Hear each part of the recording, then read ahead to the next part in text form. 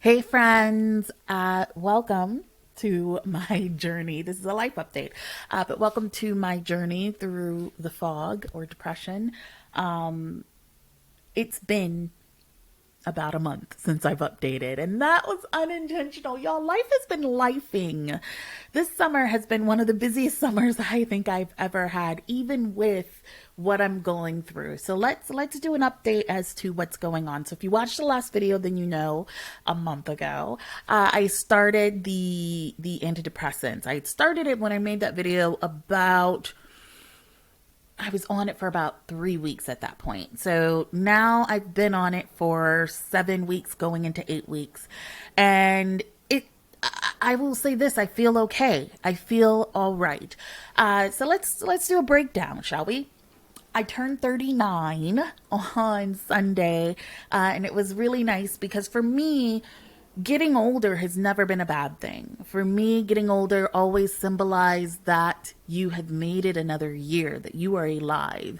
And for me, someone who has battled cancer, who has struggled through lupus, who is struggling through depression, saying, "Hey, I made it another year," it's a good thing. It's always a good thing. Chloe's in the background. She decided she didn't want to be on camera, apparently. So I celebrated my birthday. I had a really nice, lovely time. It was a lot less turned up than it was last year. Last year, my birthday was wildly turned up. I went out, I partied, I had the best time. This year, because I am just dealing with so much, I just didn't have the capacity. So we kept it low key, had dinner with friends, went out with my partner for my birthday, had went and saw the Harry Potter plays, which was really great. And it was just a chill birthday. In terms of my medication journey, this has been interesting. So, as you all know, I was taking the medication and I was taking it actually at night. Initially, when I first started taking the medication, I was taking it in the morning and then I just said, gosh, it's making me really drowsy. So I went to the chemist, the pharmacist, and said, hey, this is making me really drowsy. What can I do? And she said, oh, you're supposed to take that at night. Take it at night. So I said, okay, we transitioned to me taking it at night. And then, y'all, it just stopped working. It just felt like it completely stopped. I went from having days where I felt okay to feeling like the world was over, having thoughts about what happens if I weren't here, kicking in heavy. And so I went back to my doctor and I said, I don't know what's going on. I don't know what's happening, but I'm not feeling myself. And my doctor even said, she said, ooh, you've lost some of your sparkle. She's like, you always come in and you have, even in your worst days, you have a little bit of sparkle, but today I don't see any sparkle in you. And so she's, asked me to go through what I had done, what I changed, had I eaten anything, was I drinking? And I told her, well, I changed my meds to taking it at night. She said for, a percentage of patients of hers, some people just have to take it in the morning in order for it to work. And so we transitioned me back to taking it in the morning and just I shifted my whole work day so that I could adjust to it being to me being so tired. And honestly, I feel good. Today is a good day. It's been much better. Each day has gotten better incrementally, and so that's made me so happy because I was getting really nervous that we were going to have to increase the dosage. And y'all know how I feel about medication. I did not want to increase that dosage, so for us to say, okay, well, let's just change it to the mornings. I'm feeling much better, much more like myself. Time I talked about going through the motions of emotions and feeling like I wasn't really feeling anything on the medication, and that was a huge concern of mine. I'm happy to report that I am feeling again. I am feeling again. I was reading a book and started to tear up when the main character found out that they were sick. I was watching a movie and got sad again. So I was like, there are my feelings because I'm a very empathetic person. I really do pride myself on the ability to clearly show my emotions. And so I wasn't going through the motion of emotions anymore. I'm now feeling true feelings again, which has been really, really great to be able to kind of show my emotion freely. And I have to say this. Who you pick as your partner means everything because having a partner who has supported me through this emotionally, who has stood by my side through the up days and the down days, who has completely given me a safe space to show my emotions freely. Game changer. Game changer. Because I've dated guys who have been the opposite of that. Guys who are like, don't cry, I hate when you cry, please don't cry. And not like the cute, like, oh, it breaks my heart when you cry, but like, oh, I just dislike crying, stop crying. And so having a partner who is fully all in and he's just like, I got you, what do you need? Totally different experience. I can tell you that for sure. Totally different experience. As I told you all before in the first video, I dealt with depression before. I'd had a miscarriage and the depression followed that. And my partner at the time didn't know how to support me, right? So there was a space of me feeling like I was just in it alone. Whereas I don't feel alone with my current partner. I feel entirely supported. On the days that I can't get out of bed, he brings me my meals in bed and then encourages me to get up so we can take Chloe for a walk. He really does love on me and give me the support I need. So I say this to say that if you're in a space of wellness mentally, evaluate who you have around you. Evaluate who you have around you. Evaluate your partner. Evaluate your friends. I have some amazing kick-ass friends who have stepped up and happily said, hey girl, let's go out. Come meet us out. I've got the baby. Come get some baby snuggles. Like, I have really been blessed with an amazing support circle here in London of people who love and adore me and really pour into me when I have nothing to pour out. So if you're in a space of mental wellness right now, this is a perfect time for you to evaluate in your circle who would be those people for you, because it's needed. It's absolutely needed. And if you feel like the people around you currently would not provide that support if you were in the fog, it's time to find some new people. All right.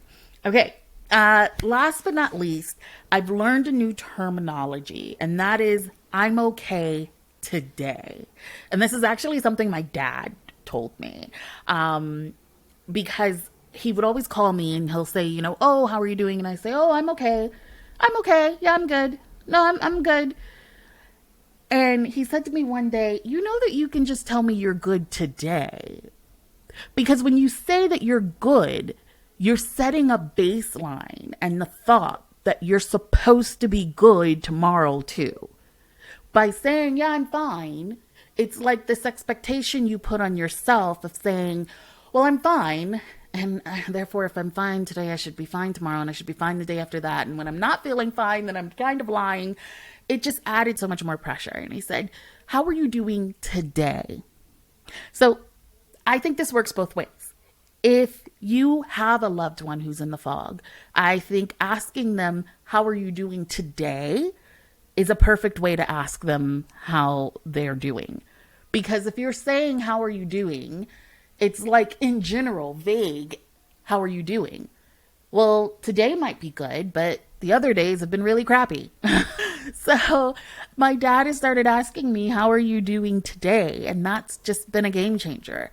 And then on the other side, if someone just asks me in general how I'm doing, I respond with how I'm doing today.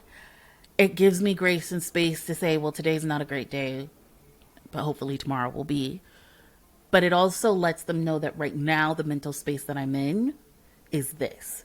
So that's been really a game changer for me, because it's just been so helpful in the vocabulary that I use. And vocabulary is so important when you're in the fog, really when you're out of the fog too. But I've been taking a lot of neuroplasticity classes and neuroscience classes and the science of happiness.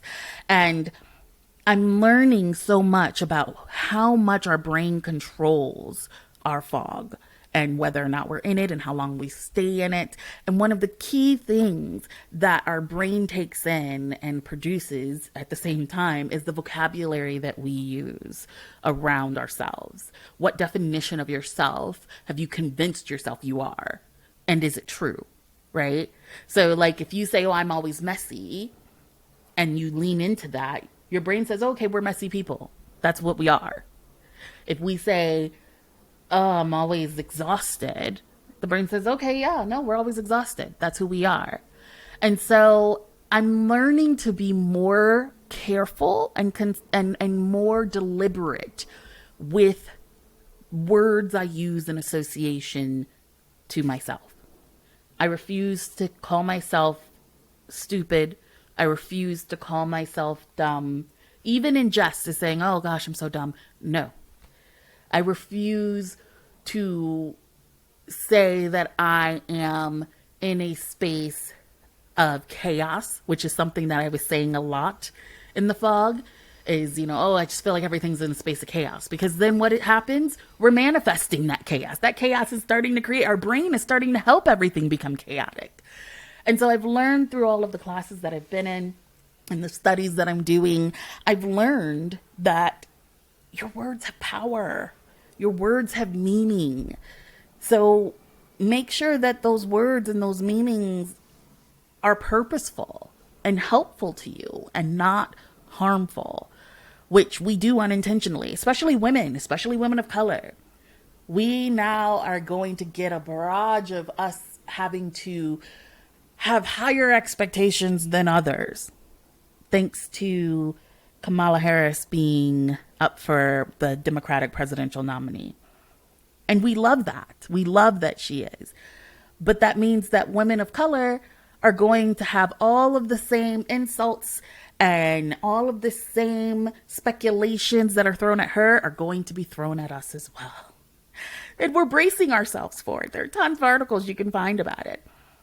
But I refuse to allow any of the words that anyone else wants to use about women, about Black women, about women of color in general. I refuse to allow those words to permeate my space, because right now, my definition of me is all that matters. And your definition of you should be all that matters. So this has been a really amazing month of lots of changes. And I'm really excited to see what the next couple of weeks bring. I won't go another month before updating. I do have a really exciting couple of weeks coming up. I'm going to Paris. My aunt and my brother are coming into London, and then we're all going to go to Paris for a week.